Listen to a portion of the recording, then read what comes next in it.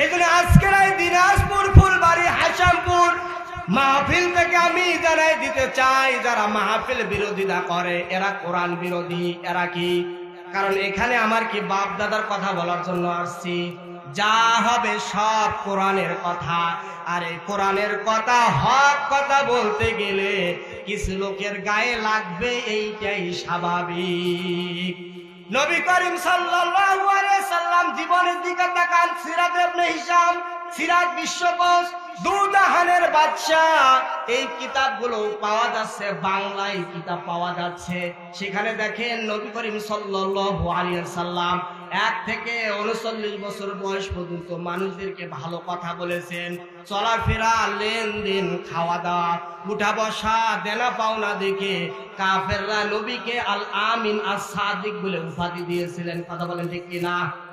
আল আমিন আস সাদিক মানে কি? তিনি হচ্ছে সত্যবাদী, তিনি হচ্ছে বিশ্বাসী।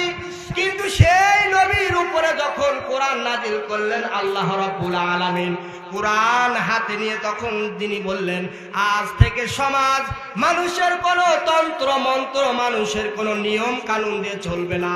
এই সমাজ চলবে আল্লাহ তাআলার বিধান কোরআন দিয়ে।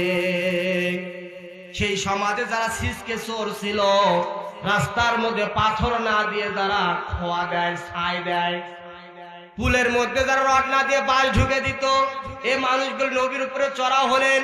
শুধু চড়াও হয় না, ইনডাইরেক্টের কথা বাদ দিলাম, ডাইরেক্ট নবীকে হত্যা করা চক্রান্ত করেছিলেন কাফেররা 82 বার। কয়বার? আরো জোরে বলা লাগবে। 82 বার নবীকে হত্যা করা চক্রান্ত করলেন মুসলমান। কেন? 40-এর আগেও তো তিনি ভালো কথা বলেছিলেন, 40-এর পরে যখন কোরআন দিয়ে বললেন জাযাআম বিমা কাসাবা নাকালাম মিনাল্লাহ, যারা চুরি করবে, সাক্ষ্য প্রমাণ মিলে যায়, তাহলে তার হাত কেটে দেওয়া লাগবে, এইটাই কোরআনের বিধান। এই কথাগুলো যখন তিনি বললেন, তখন মানুষরা, চোর ডাকাত গুলো চড়া হলেন, হত্যা করার চক্রান্ত করলেন নবীকে। আপনি এই নবীর জীবন থেকে কি বুঝলেন, কি শিক্ষা নিবেন বলেন? অনেকে বলে আমরাও তো নবীওয়ালা কাজ করি, আমরাও তো দিনের দাওয়াত দেই, কই আমাদের উপর তো কোনো বিপদ আসে না, হামলা মামলা আসে না।